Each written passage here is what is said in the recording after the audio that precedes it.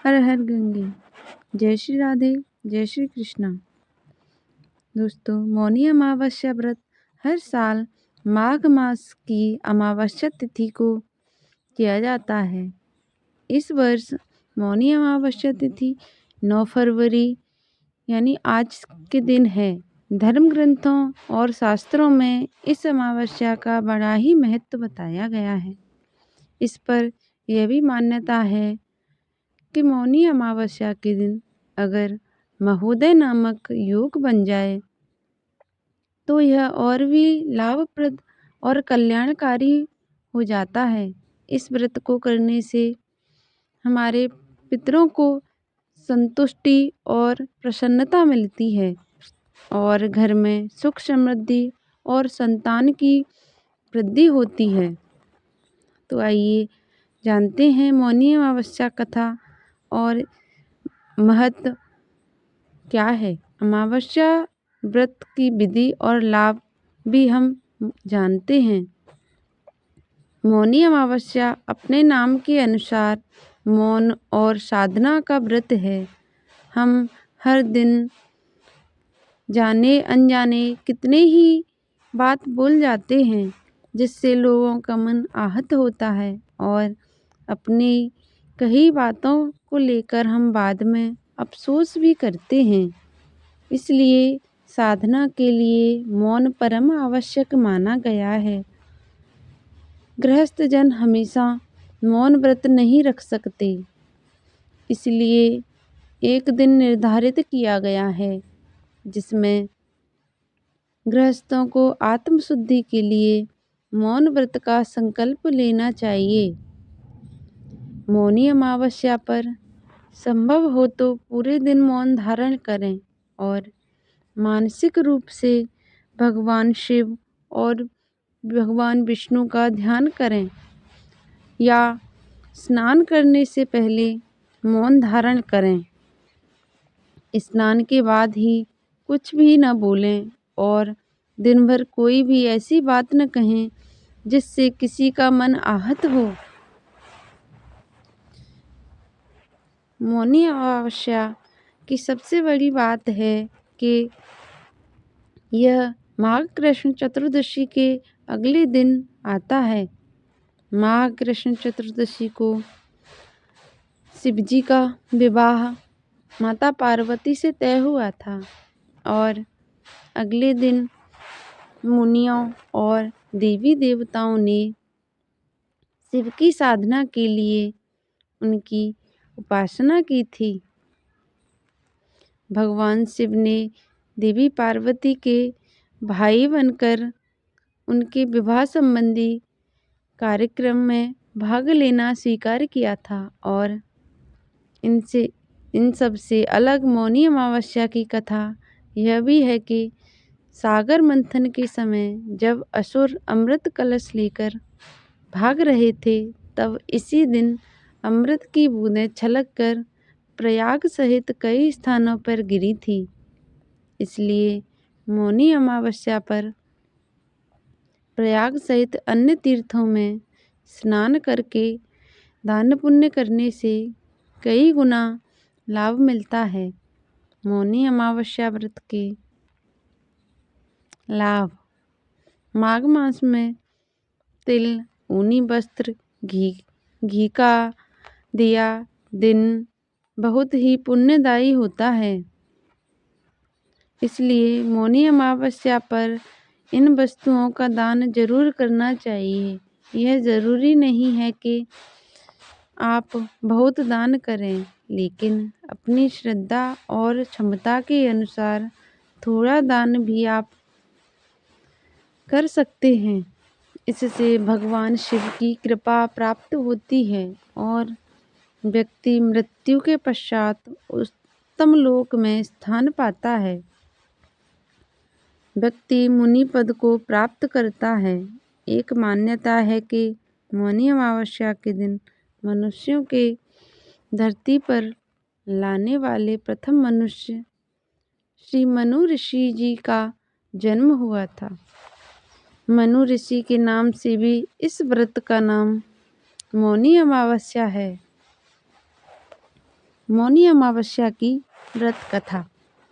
मौनी अमावस्या की कथा को लेकर जो प्रचलित कथा है उसके अनुसार प्राचीन काल में एक ब्राह्मण परिवार कांचीपुरी में रहता था। पति पत्नी दोनों ही धर्मात्मा थे और धर्मपूर्वक अपनी गृहस्थी चलाते थे। इनका नाम देवस्वामी था और इनकी पत्नी का नाम धनवती था। इनके सात पुत्र और एकमात्र पुत्री थी जिसका नाम गुणवती था। जब गुणवती सयानी हुई और देवस्वामी से धनवती ने कहा कि पुत्री के विवाह के लिए अब वर देखना चाहिए। ब्राह्मणी ने अपने छोटे पुत्र को बहन गुणवती की कुंडली दी और कहा कि ज्योतिषी से इनकी कुंडली दिखवा लाओ, जिससे गुणवती के विवाह की बात आगे चले। ज्योतिषी को कन्या की कुंडली दिखाई। उसने बताया कि विवाह होते ही कन्या विधवा हो जाएगी। ज्योतिषी की यह बात जब ब्राह्मण परिवार को मालूम हुई तो वह बहुत दुखी हो गया और इसका उपाय पूछा। ज्योतिषी ने बताया कि हे ब्राह्मण, सिंहल द्वीप में एक पतिव्रता महिला रहती है जिसका नाम सोमा धोबिन है। यदि कन्या की शादी से पहले सोमा आपके घर आकर पूजन करे और अपना आशीर्वाद दे तो यह दोष दूर हो जाएगा।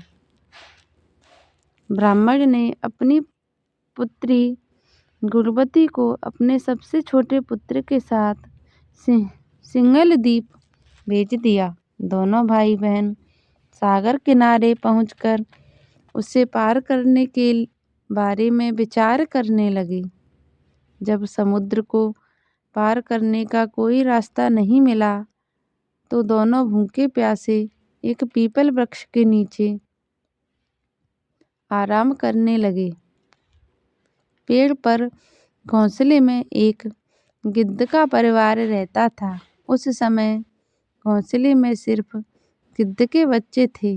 वे सुबह से भाई बहन की बातों और क्रियाकलापों को देख रहे थे। शाम के समय जब गिद्ध की माता बच्चों के लिए भोजन लेकर घोंसले में आई तो बच्चों ने पेड़ के नीचे लेटे भाई बहन की कहानी माता को बताई। उनकी बातें सुनकर गिद्ध की माता को दोनों भाई बहनों पर दया आ गई और बच्चों के कहने से उसने कहा कि तुम लोग अब चिंता मत करो, मैं तुम्हें सागर पार करवा दूंगी। बच्चों ने माता की बातों को सुनकर खुशी खुशी भोजन ग्रहण किया।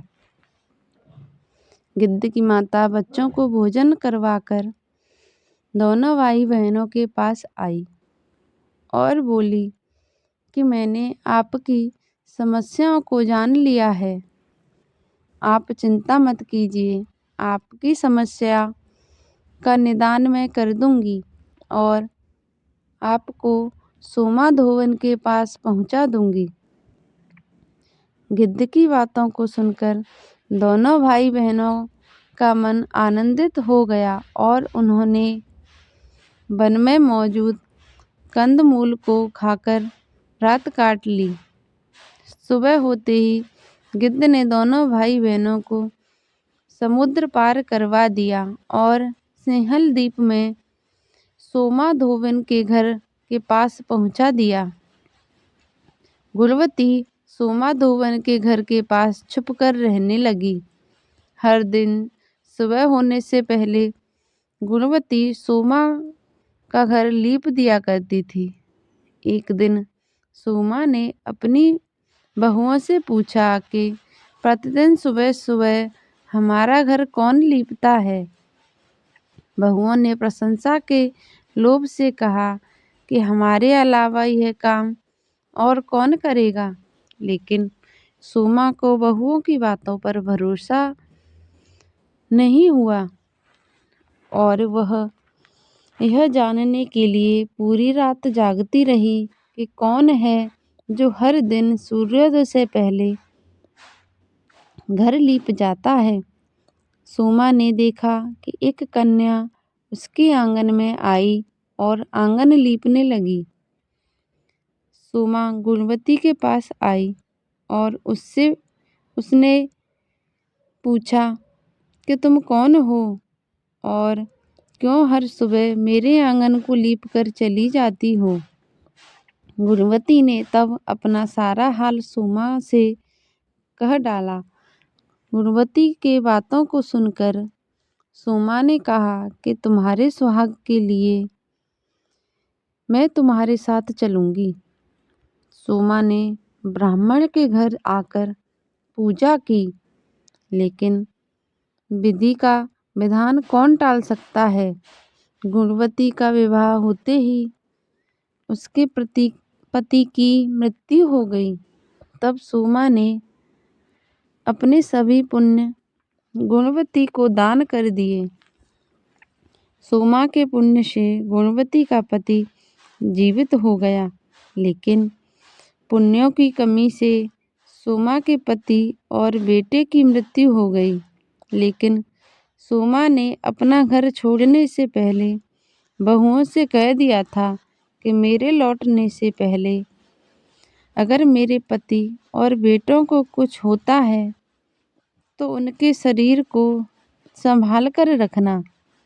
बहुओं ने सास की आज्ञा को मानकर सभी के शरीर को संभाल कर रखा। उधर सोमा ने सिंहल द्वीप लौटते हुए रास्ते में पीपल के वृक्ष की छाया में विष्णु जी की पूजा कर 108 बार पीपल की परिक्रमा की। इसके पुण्य से के प्रभाव से सोमा के घर लौटते ही उसके पति और बेटे फिर से जीवित हो गए। इसलिए मौनी अमावस्या के व्रत करने वाले व्रतियों को यह कथा सुनकर पीपल की 108 बार परिक्रमा करनी चाहिए और भगवान विष्णु सहित शिवजी की पूजा भी करनी चाहिए। जय श्री हरि विष्णु, हर हर महादेव, जय श्री राधे, जय श्री कृष्ण। धन्यवाद दोस्तों। कैसी लगी आपको कहानी कमेंट